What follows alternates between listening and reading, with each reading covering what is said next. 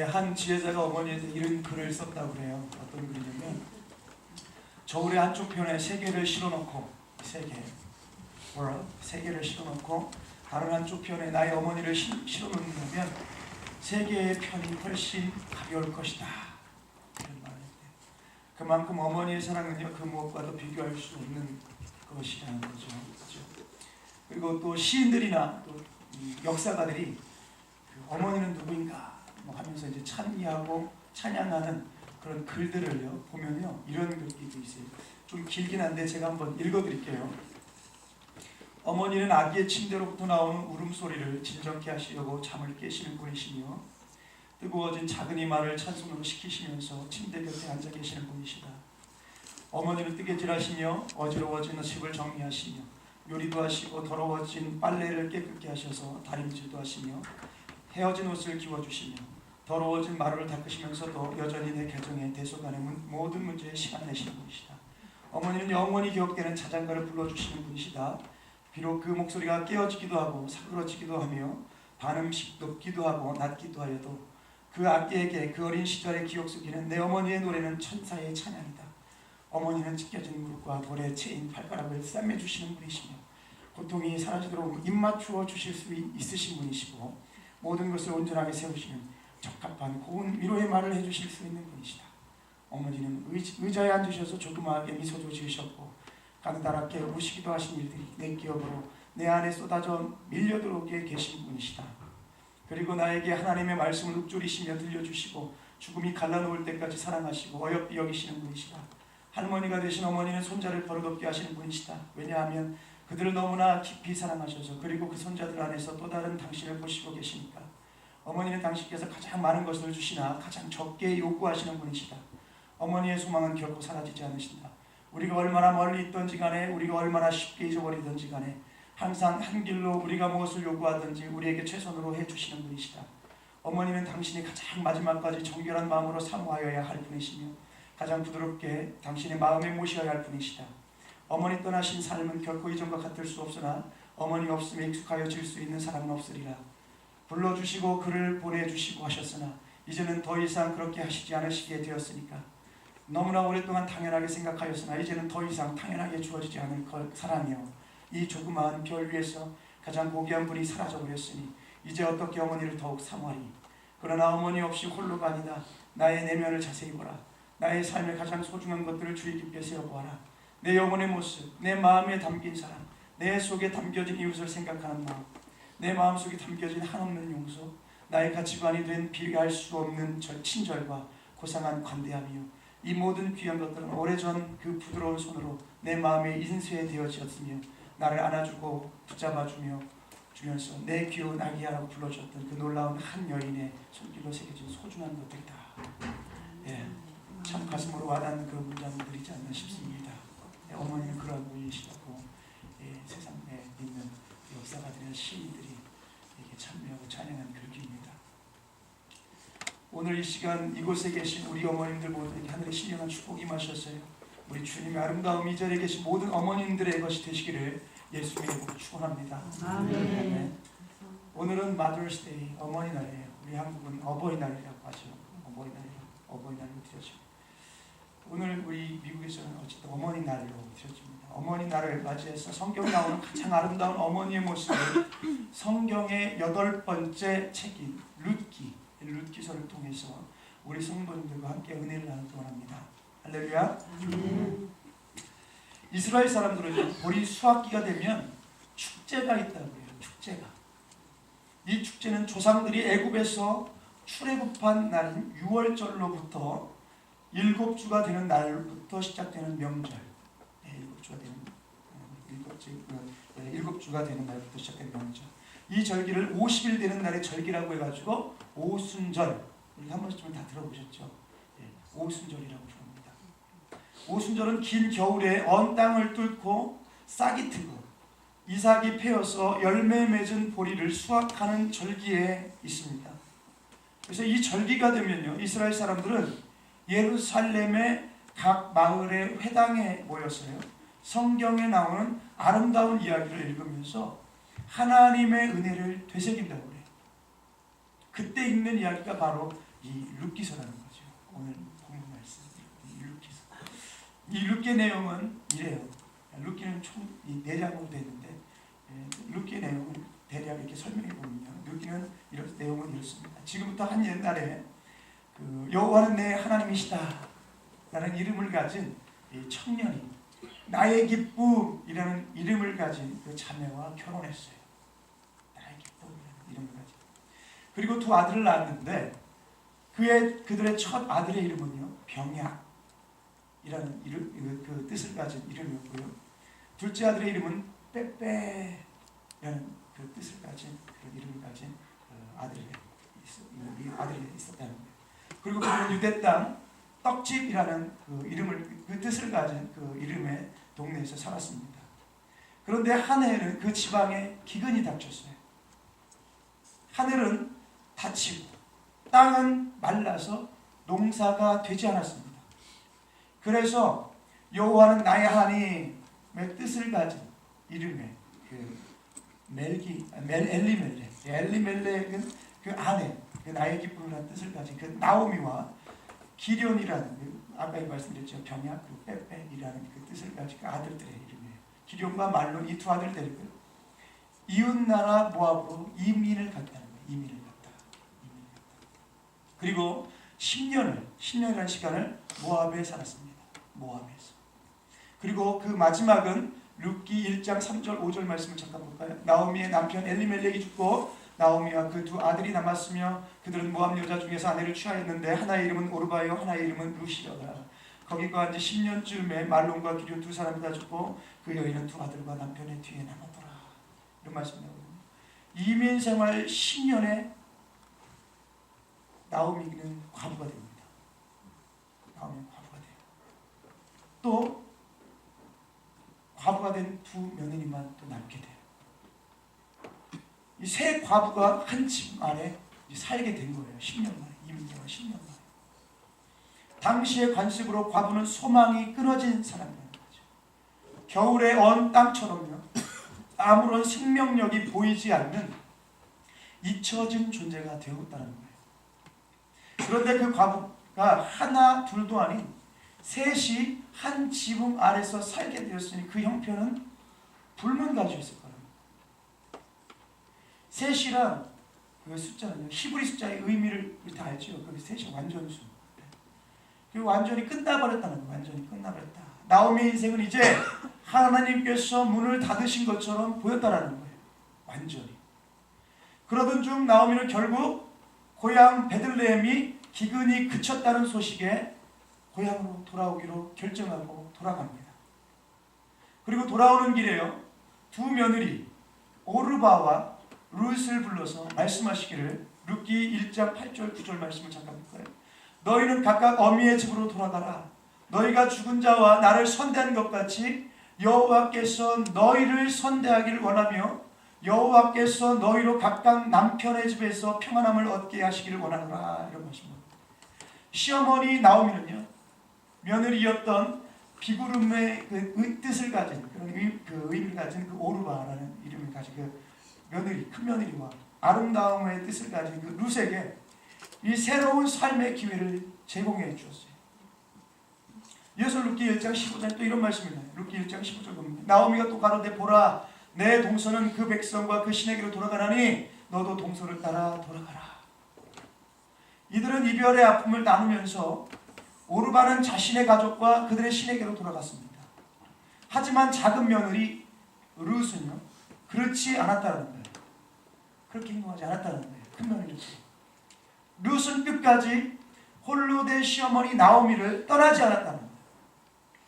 그리고 그 후에 룻은요, 남편과 시어머니의 하나님을 자신의 하나님으로 모셔드렸다는 거예요. 한 사람의 인생 여정에서요, 여호와 하나님을 자신의 하나님으로 모셔드리는 것 이상으로 소중한 결정이 어디 있겠습니까? 그렇죠? 여호와 하나님, 즉 예수 그리스도를 자신의 하나님으로 모셔드리면요, 그 사람의 인생은요 거의 대부분 완성된다라고 볼 수 있는 거예요. 오늘은 여호와를 하나님으로 모셔드린 아름다운 자매님, 이 룻의 삶을 보여주는 룻기서를 통해서 볼 수 있는 그 어머니의 역할을 어머니의 역할을 다 함께 보시면서 은혜를 받는 귀한 시간을 갖도록 하겠습니다. 그럼 첫 번째 어머니의 역할은 무엇인가? 첫 번째는 뭐냐면 어머니는 믿음의 전수자라는 거예요. 연계해서 계속 갈 겁니다. 1장을 기반으로 해서 2장을 기반으로 3장, 4장을 기반으로 해서 이어갈 텐데요. 어머니는 믿음의 전수자다. 룻기서 1장 16절로 17절 말씀을 보면요. 룻이 가로되 나로 어머니를 떠나며 어머니를 따르지 말고 돌아가라 강권하지 마옵소서. 어머니께서 가시는 곳에 나도 가고 어머니께서 유숙하시는 곳에서 나도 유숙하겠나이다. 어머니의 백성이 나의 백성이 되고 어머니의 하나님이 나의 하나님이 되시리니 어머니께서 죽으시는 곳에서 나도 죽어 거기 장사될 것이라. 만일 내가 죽는 일 외에 어머니와 떠나면 여호와께서 내게 벌을 내리시고 더 내리시기를 원하나이다. 참 의리가 있어요. 믿음의 의리가 있습니다. 우리 삶에서 가장 소중한 것이 믿음, 즉 신앙인 줄로 믿습니다. 믿음은 이게 신앙인데 신앙은 믿음이고요, 그죠? 의리의 어떤 기반이 있어요. 참 의리가 있어요. 믿음의 의리가. 신앙이야말로 우리들의 삶의 중추라고 할 수 있어요. 우리가 자녀들에게 물려줄 수 있는 가장 소중한 것이 바로 믿음인 줄로 믿습니다. 왜냐하면 믿음이야말로 우리 삶의 모든 문제에 대한 해답일 뿐 아니라 이 믿음을 통해서 우리들의 가문이 여호와께서 세우시는 그런 가문으로 세워지기 때문이에요. 감리교의 창시자인 요한 웨슬레이 우리가 잘 알죠. 이 요한 웨슬레이 어머니 그리고 어머니요 수많은 찬송가를 지은 찰스 웨슬리 어머니인 그 수잔나 웨슬리 영국 국교회를 반대한 사무엘 애너슬리 박사의 막내딸로 런던에서 태어났다고 해요. 그리고 그녀의 나이가 19살이 되었을 때 이 수잔나 웨슬리보다 그 6살 많은 그 사무엘 웨슬리 목사와 결혼을 했습니다.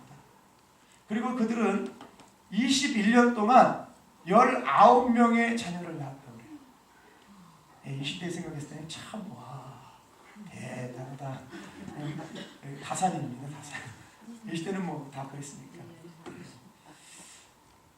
19명의 자녀를 낳았어요. 수잔나 웨슬리는요 아름다웠을 뿐만 아니라 우아한 자태, 그리고 심오한 이해력, 그리고 지치지 않는 부지런함, 그리고 불굴의 의지, 그리고 19명의 자녀들을 양육하면서요 하나님께 대한 쉼없는 찬양, 그리고 그 자녀들을 불의의 인물로 가르친 그런 여인으로 구별되어 줄 수 있어요.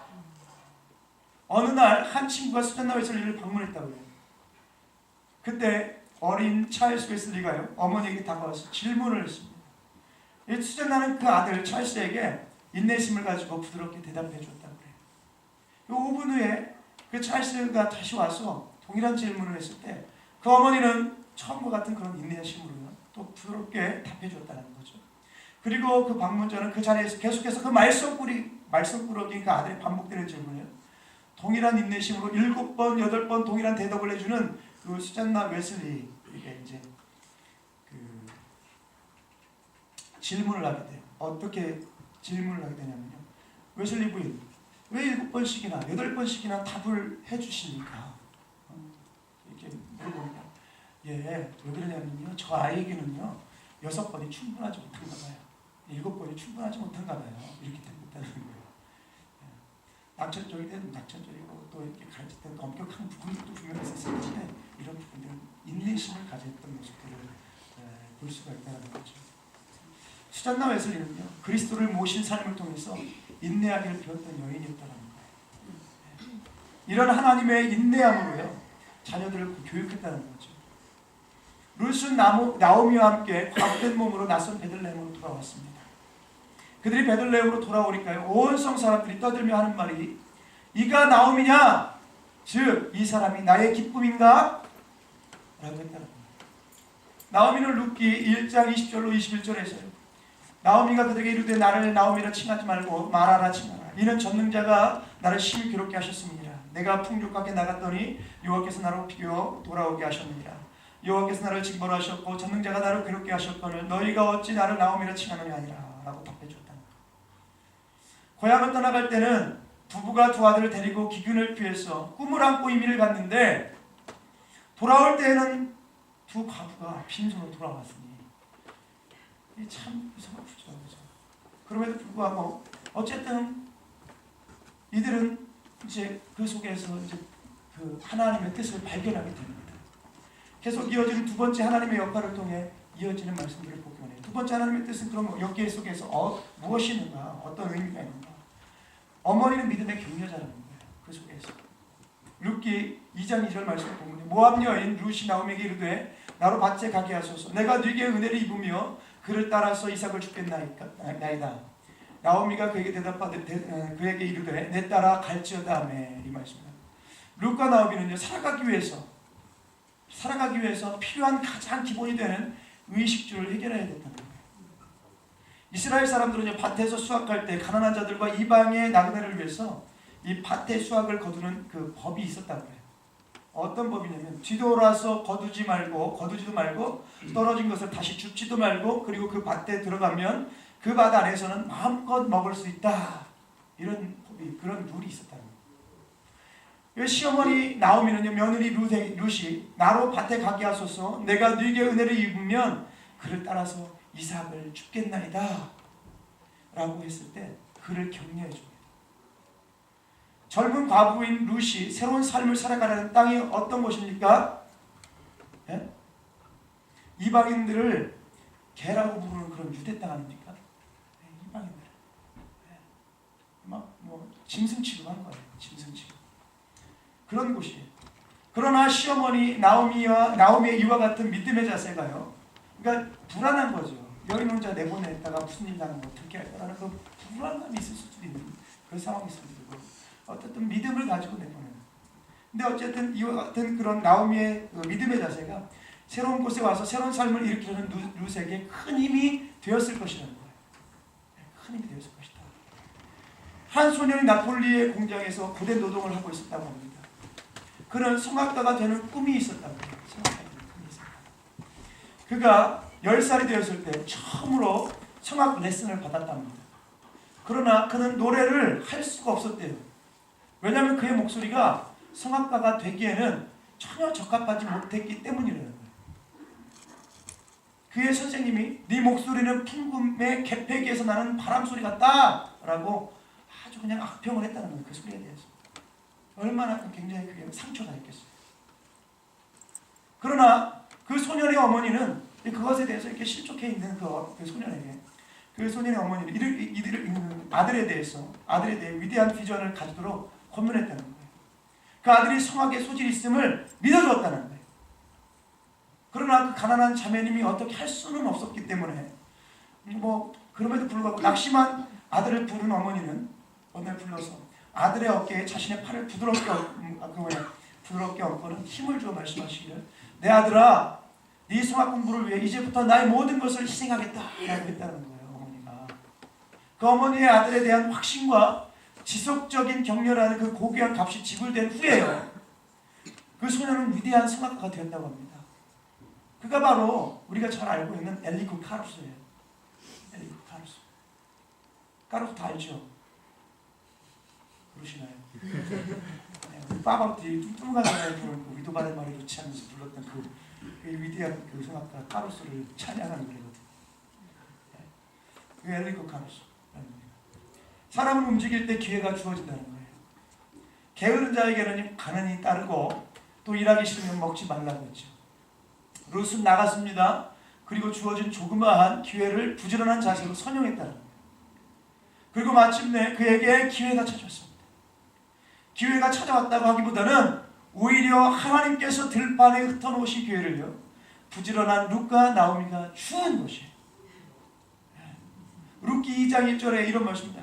나오미의 남편 엘리멜렉의 친족 중 유력한 자가 있으니 이름은 보아스더라. 여기서 보아스가 출연하게 등장합니다.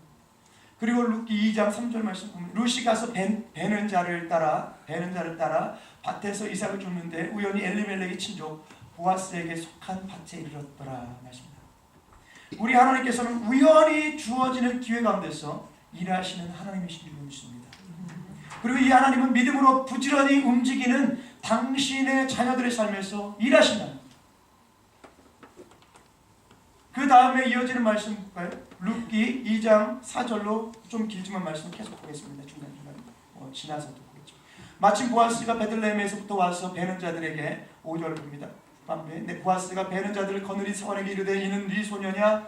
6절로 이는 나오미와 함께 모압 지방에 돌아온 모압 소녀인데, 그리고 후반부에 아침부터 와서는 잠시 집에서 쉰 외에 지금까지 계속하는 중이니이다. 8절에 보아스가 룻에게 이르되 내 딸 따라 들으라. 이삭을 주우러 다른 밭으로 가지 말며 여기서 떠나지 말고 나의 소녀들과 함께 있으라. 그들의 배는 밭을 보고 그들을 따르라. 내가 그 소년들에게 명하여 너를 건드리지 말라 하느니라.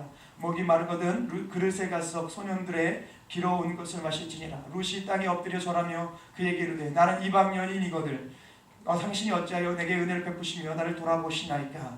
보아스가 그에게 대답하여 가로되 내 남편이 죽으므로 내가 시모에게 행한 모든 것과 내 부모와 곡을 떠나 전에 알지 못하던 백성에게로 온 일이 내게 분명히 들렸느니라. 여호와께서 내게 행한 일을 보응하시기 원하며 이스라엘의 하나님 여호와께서 그 날개 아래 보호를 받으러 내게 온전한 상 주시기를 원하노라. 14절부터 식사할 때에 보아스가 룻에게 이르되 이리로 와서 떡을 먹으며 내 떡 조각을 초에 찍으라. 룻이 곡식 빼는 자 곁에 앉으니 그가 볶은 곡식을 주매 룻이 배불리 먹고 남았더라.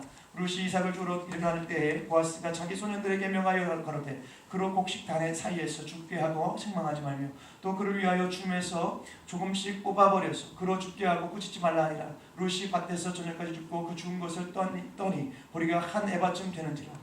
그것을 가지고 성읍에 들어가서 시모에게 그 죽은 것을 보이고 그 배불리 먹고 남긴 것을 내어 시모에게 드리매 시모가 그에게 이르되 오늘 어디서 주었느냐 어디서 일을 하였느냐 너를 돌아본 자에게 복이 있기를 원하노라.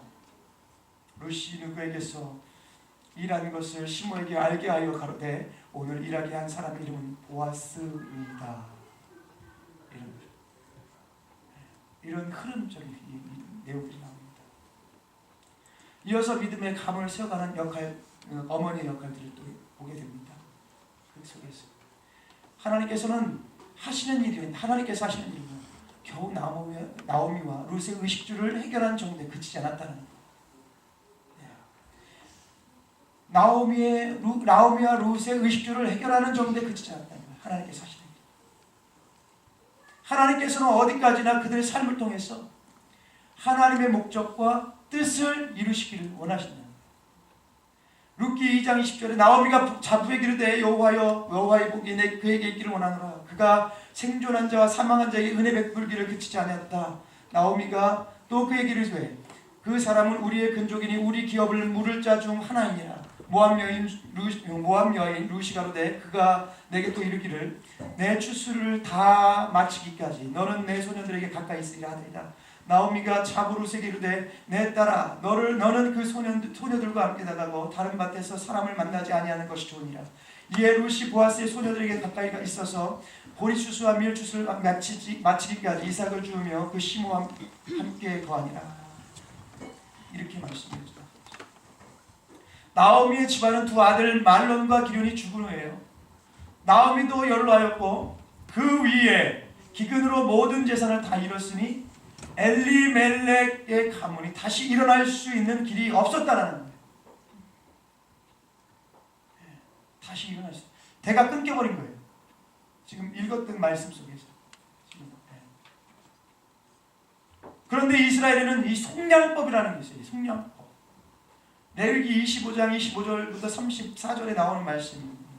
만일 너희 형제가 가난하여 그 기업 얼마를 팔았으면 그 근족이 와서 동족에 판 것을 물을 것이요 만일 그것을 물을 사람이 없고 자기가 부유하게 되어 물을 힘이 있거든 그 판 해를 계수하여 그 남은 값을 산 자에게 주고 그 기업으로 돌아갈 것이니라 하는 말씀이 나옵니다. 나오미의 남편 엘리멜렉에게는요 베들레헴의 조상으로부터 받은 기업인 땅이 있었어요. 그런데 그들이 아마 이민을 가면서 이웃에게 팔았을 것이라는 거죠.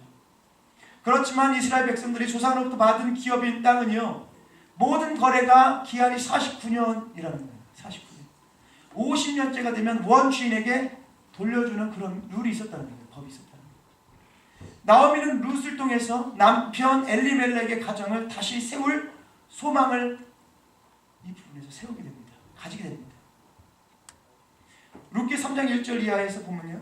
루스의 시모 나오미가 그에게 이르되 내 딸아 내가 너를 위하여 안식할 곳을 구하여 너로 복되게 하려 하지 않겠느냐. 내가 함께하던 시녀들을 둔 보아스는 우리의 친족이 아니냐. 그가 오늘 밤에 타작마당에서 보리를 까불리라. 그런즉 너는 목욕하고 기름을 바르고 의복을 입고 타작마당에 내려가서 그 사람이 먹고 마시기를 다하기까지는 그에게 보이지 말고 그가 누울 때에 너는 그 눕는 곳을 알았다가 들어가서 그 발치 이불을 들고 거기 누우라. 그가 너의 할 일을 내게 구하리라. 이 시어머니의 말씀에 룻은 어떻게 화답하냐면 룻기 3장 5절에요. 룻이 시모에게 이르되 어머니의 말씀대로 내가 다 행하리이다 하니라. 성경을 자세히 보면요, 룻이요 보아스와 결혼할 때 보아스와 결혼할 때 보아스는 거의 80세가 되었을 것이에요. 80세. 노인이셨다고. 노인. 어른이셨다고. 근데 룻은 나이가 얼마냐면 20대로 보고 있습니다. 20대. 20대. 이 순종하는 거예요. 그런 거. 순종. 답변하는 말씀 한번 볼까요? 룻기 3장 10절 보면 가로되 내 딸아 여호와께서 내게 복 주시기를 원하노라. 내가 빈부를 물러나고 연수한 자를 쫓지 아니하였으니 너의 베푼 인애가 처음보다 나중에 더하도다. 내 딸아 두려워 말라. 내가 내 말대로 내게 다 행하리라. 내가 현숙한 여자인 줄 나의 성읍 백성이 다 아느니라. 그 시어머니의 그 며느리라는 거예요. 그래 마침내 룻은 보아스와 결혼을 하게 됩니다. 보아스와 결혼을 하게 돼요. 네 번째 그럼 어머니의 역할, 이어지는 네 번째 어머니의 역할은 뭐냐? 만민의 믿음의 어머니는 복의 근원이라는 거예요. 복의 근원. 창세기 17장 15절에요. 하나님이 또 아브라함에게 이르시되 내 아내 사례는 이름을 사례라 하지 말고 내 그 이름을 사라라 하라. 내가 그에게 복을 주어 그로 내게 아들을 낳아주게 하며 내가 그에게 복을 주어 그로 열국의 어미가 되게 하리니 민족의 열왕이 그에게서 나니라 하는 것입니다. 보아스와 결혼을 한 룻은요 마침내 잉태를 하게 돼요. 임신했다고. 임신하게 됩니다. 자식은 여호와의 기업이랍니다. 여호와 하나님께서는 변함없이 메시아의 가문을 세우십니다. 왜냐하면 이것이 하나님의 계획이기 때문이랍니다. 만약 우리가 살아가면서 목적을 성취하기에 부합하는 삶을 살아가고 무엇을 하든지 내 삶의 목적이 이끌어가는 삶을 살아가면요 우리들의 삶은 꼭 성공하게 되어 있다는 거예요. 룻기 4장 13절로 17절 말씀을 볼까요? 그 잉태된 그 흐름을 봅니다. 이에 보아스가 룻을 취하여 아들을 삼고 그와 동침하였더니 여호와께서 그로 잉태케 하심으로 그가 아들을 낳은지라. 여인들이 나오미에게 이르되 찬송할지로다. 여호와께서 오늘날 내게 기업 물을 자가 없게 아니하셨도다. 이 아이의 이름이 이스라엘 중에 유명하게 되기를 원하노라. 이는 내 생명의 회복자며 내 노년의 봉양자라. 곧 너를 사랑하며 일곱 아들보다 귀한 자부가 낳은 자로다. 나오미가 아기를 취하여 품에 품고 그의 양육자가 되니 그 이웃 여인들이 그에게 이름을 주되 나오미가 아들을 낳았다 하여 그 이름을 오벳이라 하였는데 그는 다윗의 아비인 이새의 아비였더라 말씀입니다. 하나님의 마음에 합한 믿음의 사람이 된 그 나오미의 며느리 룻에게요 하나님께서 하나님의 기업인 아들을 주셨다는 거예요. 잉태가 됐는데 임신을 했는데 그냥 임신이 아니에요. 이 개념은. 하나님께서 하나님의 기업인 아들을 주신 그런 잉태입니다. 그리고 그 아들을 낳았을 때 나오미는 그 아들의 이름을 오벳이라고 줬대요. 오벳이라는 이름의 뜻은요 섬김, serving 그 뜻을 가지고 있어요. 오벳은 나오미의 품에서 자랐습니다. 그는 자라나면서 평생에 나오미 할머니의 하나님의 도우심과 은혜 베푸심의 이야기를 듣고 자랐다라는 거예요.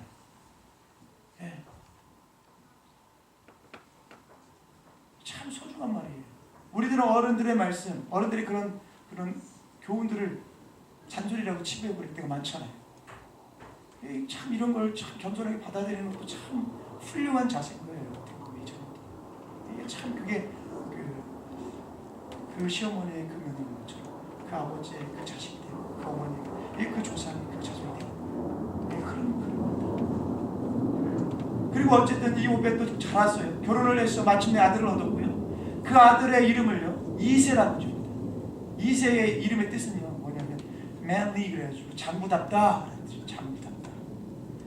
이 이새를 누가 장부다운 인물로 양육하였을까요? 바로 언 땅과 같은 자신의 환경을 여호와 하나님께 대한 믿음으로 뚫고 일어나서 새로운 가문을 이룬 룻이 양육했을 것입니다. 룻기 4장 18절로 22절 말씀 봅니다. 베레스의 세계는 이러하니라.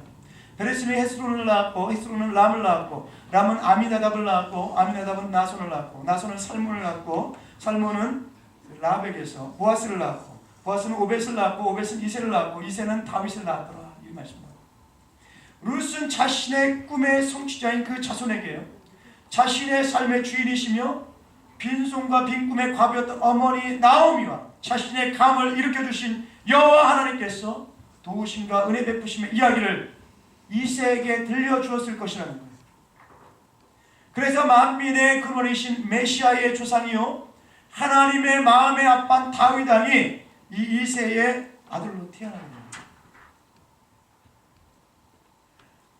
결론은 뭐냐면 이 세상의 위대한 인물 중에는 거의 예외 없이 훌륭한 헌신적인 어머니가 있었다는 거예요.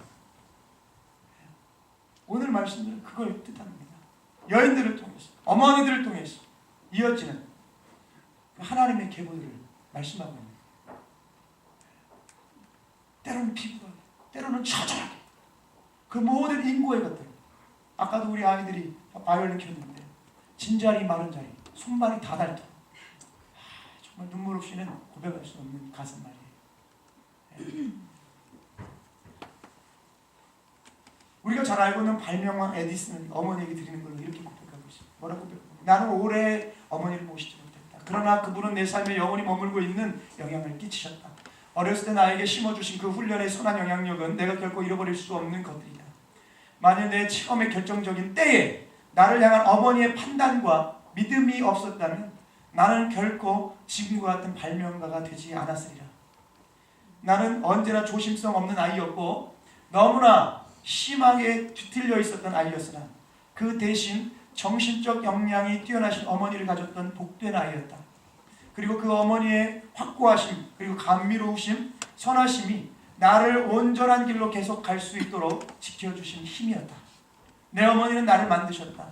내 어머니에 대한 기억은 언제나 나에게 고귀한 축복의 근원이다. 이런 겁니다. 토마스 에디슨이요 백열전등을 발명했죠. 그리고 그는 텅스텐으로 된 필라멘트를 발명하기까지 99가지 재료를 시험했다고 합니다. 그리고 마침내 백열전등을 발명했다고 합니다.